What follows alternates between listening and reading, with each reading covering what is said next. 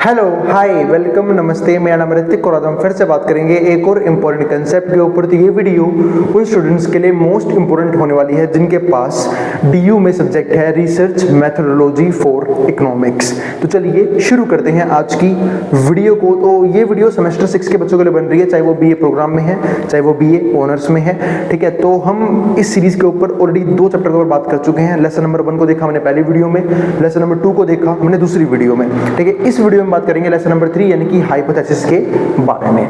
तो शुरू करते हैं आज का कंसेप्ट। और इस कंप्लीट सीरीज के नोट्स भी ऑलरेडी प्रिपेयर हो चुके हैं with important question answer PDF. जिन बच्चों को नोट्स परचेज करने हैं वो इस नंबर पे जाए 9667836336 में व्हाट्सएप करके नोट्स भी ले सकते हैं। तो देखते हैं हाइपोथेसिस होता क्या है, तो हम इसके बारे में बात करेंगे। और लेसन नंबर 3 की जो टॉपिक्स हैं वो हम 2 वीडियोस में कंप्लीट करेंगे। ये इसका फर्स्ट पार्ट रहने वाला है जहां पे हम एक तो हाइपोथेसिस समझेंगे होता क्या है, दूसरा इंपॉर्टेंस ऑफ हाइपोथेसिस क्या होता है ये हम डिस्कस करेंगे, यानी कि हाइपोथेसिस की इतनी ज्यादा जरूरत हमें क्यों पड़ती है, और बाकी फॉर्मुलेट कैसे करते हैं, कैरेक्टरिस्टिक्स क्या होते हैं, टेस्ट कैसे करते हैं, टाइप्स ऑफ हाइपोथेसिस क्या होते हैं, उन सबको हम डिस्कस करेंगे इस चैप्टर के अगले पार्ट में, अगली वीडियो में, ठीक है।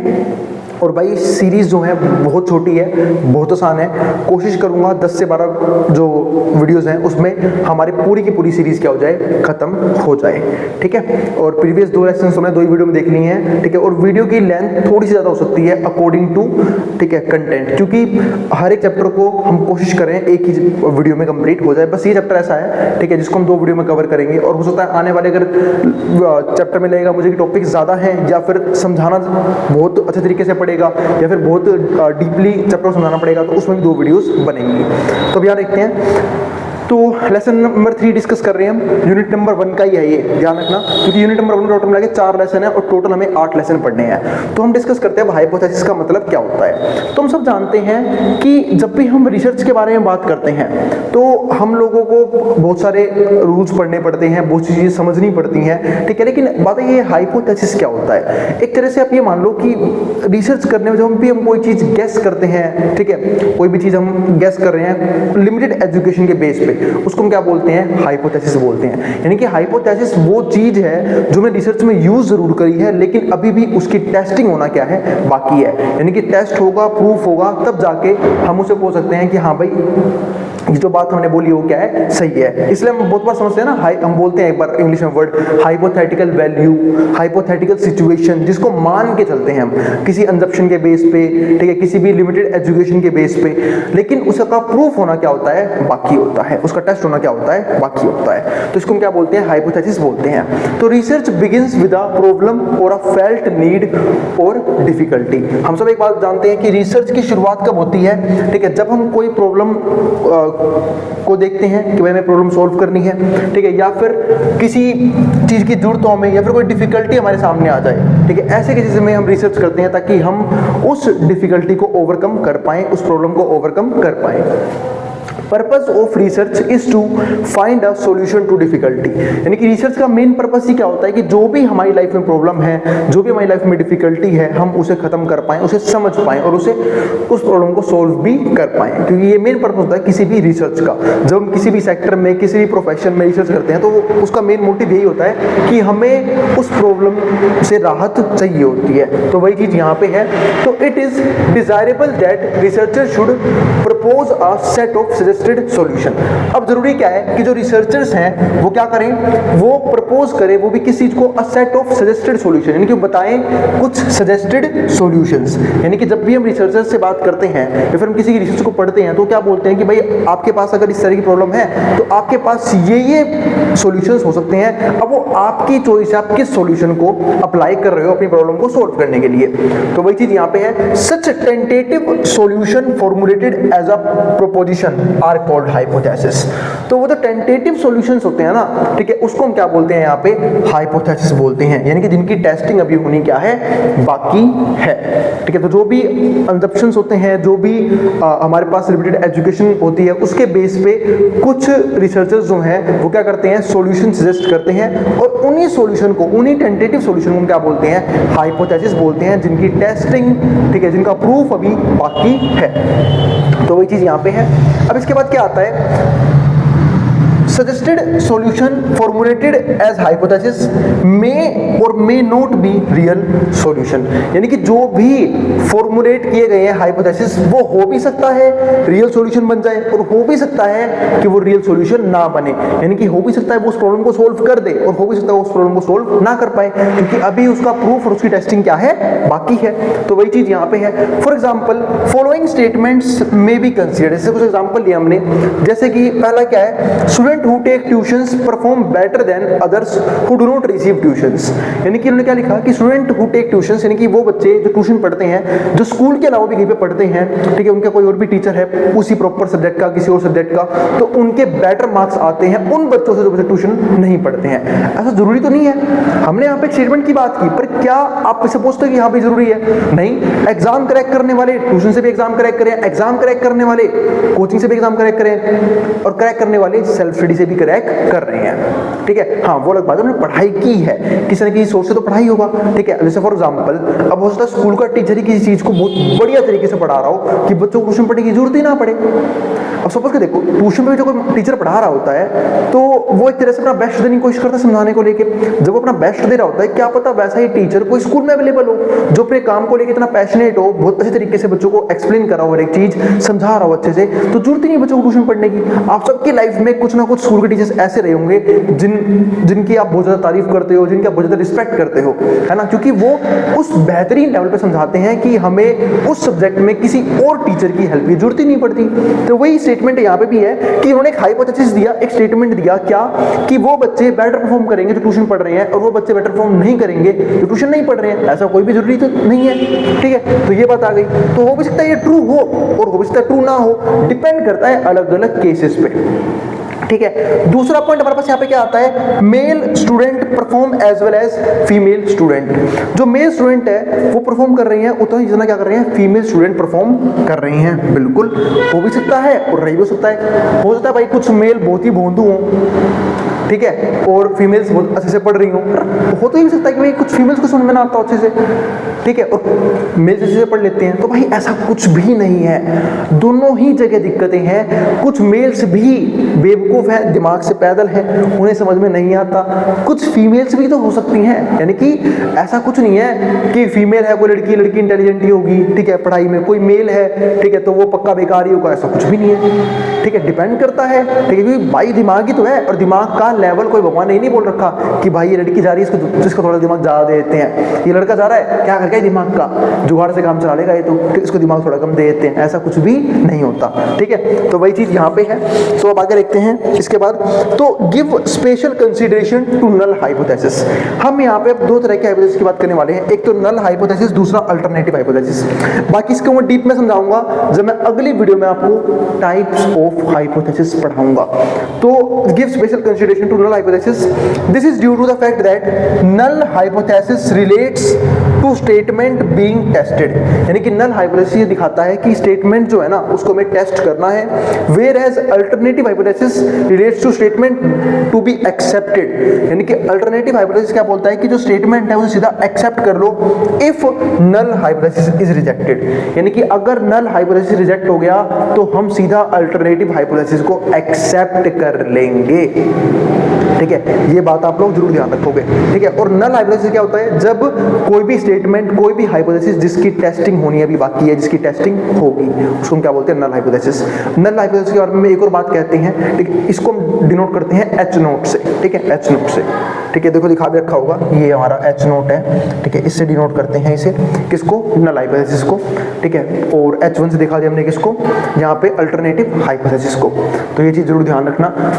और इसके अलावा एक इम्पोर्टेंट बात क्या कि नल हाइपोथेसिस में जो भी वेरिएबल्स होते हैं उनका आपस में कोई भी रिलेशन नहीं होता है। अब आगे देखते हैं, इस एग्जांपल दे रखा है मैंने एक, H1 क्या है, the mails visited cinema more than females, कि जो मेल्स हैं वो सिनेमा में ज़्यादा जाते हैं as compare to females. H naught में क्या आया, males and females do not differ in respect of the frequency of seeing cinema, कि वो डिफर नहीं करते हैं। तो भाई कुछ भी हो सकता है, ठीक है। तो वही चीज़ यहाँ पे है, ठीक है। तो अब हमारे पास यहाँ पे क्या आता है, so alternative hypothesis is usually the one which one wishes to prove, ठीक है, कि जहां पे हम प्रूफ करने की बात करते हैं, और null hypothesis is the one which one wishes to disapprove. ठीक है, तो जहां पे डिसअप्रूव की बात करते हैं, तो ये हमारे पास क्या है, एक कंक्लूजन है अल्टरनेटिव हाइपोथेसिस के बारे में और नल हाइपोथेसिस के बारे में। अब आते हैं अपना इस वीडियो के नेक्स्ट और सबसे इम्पोर्टेंट कंसेप्ट के ऊपर, इंपॉर्टेंस ऑफ हाइपोथेसिस। यानी कि जब हम बात कर ही रहे हैं हाइपोथेसिस के बारे में, तो इंपॉर्टेंस ऑफ हाइपोथेसिस क्या होती है। तो hypothesis to an important part of research may not be required in all types of research. ध्यान रखना, हाइपोथेसिस एक इंपॉर्टेंट पार्ट है किसका, रिसर्च का, पर मे नॉट बी रिक्वायर्ड, जरूरी नहीं कि हर जगह रिक्वायर्ड हो, हर एक रिसर्च में जरूरत नहीं पड़ती किसकी, हाइपोथेसिस की। इंपॉर्टेंट पार्ट है रिसर्च का जब हम उसे यूज करते हैं, पर हर रिसर्च में यूज हो ये भी जरूरी नहीं है। The research which are based on fact finding, यानी कि वो रिसर्च जो फैक्ट फाइंडिंग के बेस पे हो, जिसको हम क्या बोलते हैं, हिस्टोरिकल और डिस्क्रिप्टिव रिसर्च, जिसके बारे में पढ़ा था पिछली वीडियो में। ठीक है, जहां पे हम टाइप्स ऑफ रिसर्च के बारे में पढ़ रहे थे। डू नॉट नीड हाइपोथेसिस, इन्हें हाइपोथेसिस की जरूरत नहीं पड़ती। तो एग्जाम में क्वेश्चन ये भी आ सकता है कि भाई कौन से ऐसे रिसर्च हैं जहां पे हमें हाइपोथेसिस की जरूरत नहीं पड़ती, जहां पे हम बात किसके बारे में करते हैं, ठीक है, फैक्ट फाइंडिंग के बारे में, हिस्टोरिकल और डिस्क्रिप्टिव रिसर्च का एग्जांपल लिया हमने यहाँ पे। अब इंपॉर्टेंस समझते हैं एक एक करके। तो पहला क्या आता है, hypothesis facilitates the extension of knowledge in an area. तो बिल्कुल सही बात है, क्योंकि जब हम हाइपोथेसिस की बात कर रहे हैं तो हम एक सजेशन दे रहे हैं, एक सॉल्यूशन दे रहे हैं किसी चीज का, एक पर्टिकुलर प्रॉब्लम का। अब वो सॉल्यूशंस बहुत से प्रकार के हो सकते हैं, बहुत से टाइप के हो सकते हैं, यानी कि बहुत सारे सॉल्यूशंस हो सकते हैं। तो एक तरह से क्या होता है, हमें रिसर्च में नॉलेज को एक्सटेंड करने का मौका मिलता है, हमें ज्यादा नॉलेज गैदर करने का मौका मिलता है, यानी कि एक प्रॉब्लम को मल्टीपल वे से सॉल्व करने की कोशिश करते हैं हाइपोथेसिस के जरिए। क्योंकि हाइपोथेसिस तो बहुत सारे हो सकते हैं, अब उसमें से कुछ सॉल्यूशन सही में सही होंगे जो उस प्रॉब्लम को सॉल्व कर देंगे, और कुछ हाइपोथेसिस टेस्टिंग के टाइम पे गलत प्रूफ हो जाएंगे, ठीक है, जो उस प्रॉब्लम को सॉल्व नहीं कर पाएंगे। तो वही चीज यहाँ पे है, hypothesis facilitates the extension of knowledge, यानी कि नॉलेज को बढ़ाते हैं किसी भी एरिया में जो हम रिसर्च कर रहे हैं। तो दूसरा क्या, hypothesis provide the researcher with rational statement. जो हाइपोथेसिस है वो प्रोवाइड करता है रिसर्चर को रैशनल स्टेटमेंट देने के लिए। ध्यान रखना, कभी भी हाइपोथेसिस का मतलब ये नहीं है कि हम जब प्रॉब्लम का सॉल्यूशन सजेस्ट कर रहे हैं तो हम कुछ भी प्रॉब्लम का सॉल्यूशन सजेस्ट कर देंगे। हम यहाँ पे अपनी नॉलेज के अकॉर्डिंग ही सजेस्ट करते हैं, ठीक है। वो अलग बात है, वो लिमिटेड नॉलेज है, हो सकता है वो प्रॉब्लम उस सॉल्यूशन से सॉल्व ना हो, लेकिन हम उस हाइपोथेसिस के अंदर रैशनल स्टेटमेंट्स के बारे में बात करते हैं, समझदारी से ही सॉल्यूशन बनाते हैं। सॉल्यूशन असम्पशन के बेस बनाने का मतलब ये नहीं कुछ भी सॉल्यूशन बना दिया, ठीक है। तो ध्यान रखना, hypothesis provide the researcher with rational statements consisting of element, जहां पे कुछ एलिमेंट होते हैं expressed in a logical order और ऑफ रिलेशनशिप, यानी कि जहां पे जो भी हम एलिमेंट यूज कर रहे हैं, जो भी हम एलिमेंट एक्सप्रेस कर रहे हैं, वो लॉजिकल ऑर्डर में है, किसके, रिलेशनशिप के, विच सीक्स टू डिस्क्राइब और टू एक्सप्लेन कंडीशन और इवेंट, जिनका मेन काम क्या होता है कि वो डिस्क्राइब करें और एक्सप्लेन करें कंडीशंस को और इवेंट्स को, that have yet not been confirm, जो अभी तक कंफर्म नहीं हुए हैं बाय फैक्ट्स, यानी कि टेस्टिंग बाकी है। जब हम उस फैक्ट को टेस्टिफाई कर लेंगे, बिल्कुल उसको मान लेंगे कि भाई हाँ इससे प्रॉब्लम सोल्व हो गई है, तब तो कोई बात ही नहीं है। तो वही चीज यहाँ पे है, ठीक है, कि भाई एक तरह से हम उस हाइपोथेसिस जब तक मान रहे हैं जब तक एक्चुअल में उस प्रॉब्लम को सॉल्व वो नहीं कर देता। Hypothesis enables researchers to relate logically known facts to intelligent guesses about unknown condition. जो हाइपोथेसिस है वो रिसर्चर को अनेबल करता है कि वो अलग अलग प्रॉब्लम्स को, अलग अलग चीजों को रिलेट कर पाए, वो भी लॉजिकली, यानी फैक्ट्स को लॉजिकली रिलेट कर पाए, ठीक है, टू इंटेलिजेंट गेसेस, यानी कि तुक्के तो यहाँ पे लग रहे हैं, क्योंकि हम कुछ ना कुछ असम्पशन के बेस पे सॉल्यूशन दे रहे हैं, तो तुक्के तो यहाँ भी हैं, लेकिन इंटेलिजेंट गेसेस हैं। भाई तुक्के हम भी करते हैं, एग्जाम्स में भी टीचर से होते हैं, तुक्के मारना जरूरी होता है, ठीक है। अगर आपको ऑप्शन एलिमिनेशन आता है, बहुत से तरीके होते हैं, ठीक है, लेकिन बात क्या आती है सबसे इंपॉर्टेंट कि भाई आप तुक्का जो है वो किस तरीके से मार रहे हो। एक होता है अंधाधुंध तुक्का मार दिया भाई, ABCD, ठीक है, वहां अलग अलग मंत्र गाने शुरू कर दिए, वो नहीं करना, ठीक है। तुक्का किस तरीके से मारा जाता है, ठीक है, इसे बोलते हैं इंटेलिजेंट गेसेस, यानी कि अपनी लिमिटेड नॉलेज के बेस पे, अपने दिमाग के यूज करके, ठीक है, दिमाग का यूज करके तब हम तुक्का लगा रहे हैं यहाँ पे, तो इंटेलिजेंट गैस बोलते हैं इसे अबाउट अननोन कंडीशन। जी कुछ कंडीशन कैसी होती है, अननोन कंडीशन होती है, क्योंकि मान लो आपने कोई भी एक हाइपोथेसिस बना तो दिया, अब वो कंडीशन ही चेंज हो गई, तो हो सकता है उस प्रॉब्लम को सॉल्व ना भी कर पाए, क्योंकि अननोन कंडीशन में हमें कुछ चीजें एज्यूम ही करनी पड़ती हैं, क्योंकि कुछ कंडीशंस पे हमारा कंट्रोल नहीं है, कुछ वेरिएबल इंडिपेंडेंट वेरिएबल होते हैं, अब जिन पे कंट्रोल ही हमारा नहीं है, तो ऐसे केसेस में हम बिना अंजप्शन के सॉल्यूशंस नहीं बना सकते, ठीक है। और कोई भी सॉल्यूशन ये नहीं हो सकता कि भाई बिल्कुल ये उस चीज पे अप्लाई करेंगे वो प्रॉब्लम ठीक ही हो जाएगी, ऐसा कुछ भी नहीं है। डिपेंड करता है कि कंडीशंस कैसी हैं उस प्रॉब्लम के आसपास। जब कंडीशंस फेवरेबल होंगी उस हाइपोथेसिस के, तो प्रॉब्लम सॉल्व हो जाएगी, वरना प्रॉब्लम सॉल्व नहीं होगी।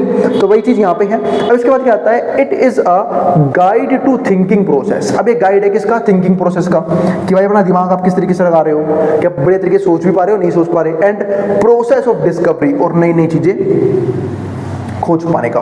क्योंकि जब भी हम अलग अलग कंडीशंस के हिसाब से अलग अलग हाइपोथेसिस के बारे में बात करते हैं, इस बात का मतलब क्या है कि हम अपने दिमाग को अच्छे तरीके से यूज कर रहे हैं उस प्रॉब्लम को लेके, ठीक है, उसको सोल्व करने को लेके, जिससे हो क्या रहा है, एक तो हमारे दिमाग का लेवल बढ़ रहा है, ठीक है, दिमाग शार्प होगा और ज्यादा, नई नई चीजों की डिस्कवरी हो सकती है, ठीक है, और थिंकिंग प्रोसेस जो है ना वो और अच्छे से हमारा बढ़ सकता है। जैसे हम एक बार बात करते हैं, भाई ऐसा कुछ नहीं है कि सॉल्यूशन जो है बिल्कुल सही होगा।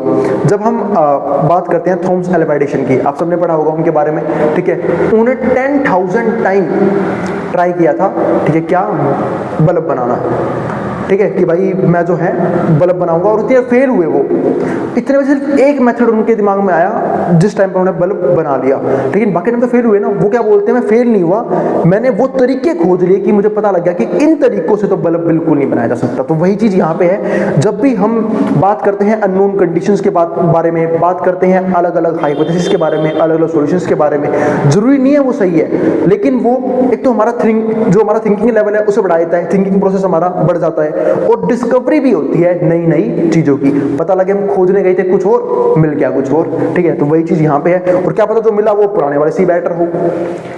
अब हमारे पास क्या आता है अगला पॉइंट, तीसरा, hypothesis provides direction to research. तो बिल्कुल सही बात है, हाइपोथेसिस जो है ना वो डायरेक्शन प्रोवाइड करता है किसी भी रिसर्च को, रिसर्च जो है वो किस पर्टिकुलर डायरेक्शन में क्या हो रही है, जा रही है, ठीक है। और इसका फोर्थ पॉइंट क्या आता है, हाइपोथेसिस इंप्लाइज स्टैटिस्टिकल टेक्निक्स। यहाँ पे हम स्टैटिस्टिकल टेक्निक्स भी यूज करते हैं, यानी कि स्टैटिस्टिक्स के अंदर जो भी टेक्निक्स है वो भी यूज करते हैं, needed in analysis of data के एनालिसिस के लिए, ठीक है, and relationship between variables to be tested. और यही नहीं, हम रिलेशनशिप भी देखते हैं उन वेरिएबल्स के बीच में कि क्या रिलेशनशिप है जिनको हम टेस्ट करने वाले हैं। यानी कि एक तो हम स्टैटिस्टिकल टेक्निक्स यूज करेंगे डाटा को एनालाइज करने के लिए, ठीक है, और आजकल हमने देखा भी होगा कि भाई डाटा एनालिस्ट की जो तो भाई बहुत ही क्रूशियल हो गई है, जिसको डाटा समझ में आता है, डाटा पढ़ना आता है, वही चीज यहाँ पे है, वेरिएबल्स टू बी टेस्टेड, और जो अलग अलग रिलेशनशिप वेरिएबल के बीच में वो भी हमें टेस्ट करने आने चाहिए।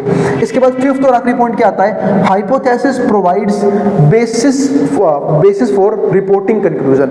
और जो हाइपोथेसिस है उसी के बेस पे हम कंक्लूजन भी ड्रॉ करते हैं ऑफ स्टडी, किसी भी स्टडी को लेके।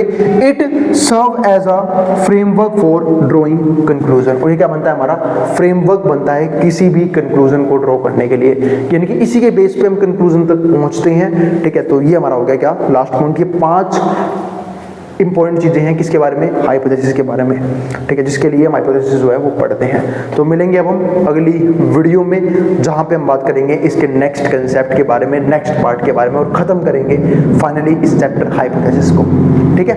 तो उम्मीद है आप लोग हर टॉपिक को सीरीज वाइज देख रहे हो, और ज्यादा लोड लेने की जरूरत नहीं है इस कंप्लीट सब्जेक्ट को लेके, क्योंकि ऑलमोस्ट मेरे हिसाब से 12-13 वीडियो ही बनेगी। अगर मान लो मैं कुछ चैप्टर की और 2 वीडियो बनाता हूँ तो भी ज्यादा लेंथी टॉपिक नहीं रहेगा आप लोगों के लिए, और कोशिश करूंगा इसका एक वन शॉट भी बना दूं ताकि आप लोगों को एग्जाम में क्या हो जाए और ज्यादा हेल्प मिल जाए। अब हम मिलेंगे अगली वीडियो में, जहां पे हम बात करेंगे इसके नेक्स्ट कंसेप्ट के बारे में, ठीक है। तो भाई अगर वीडियो पसंद आई तो वीडियो को लाइक भी कर देना, और चैनल को सब्सक्राइब भी कर देना ऐसी वीडियोस के लिए, और अपने उन दोस्तों में शेयर भी कर देना जिनका एग्जाम होने वाला हो सेम सब्जेक्ट का। अब जिसको जो उतारना है वो उतार सकता है, और नोट्स के लिए आप इस नंबर पे यानी कि 9667836336 नंबर व्हाट्सएप करके नोट्स भी ले सकते हैं। अब जिसको जो उतारना है वो उतार सकता है।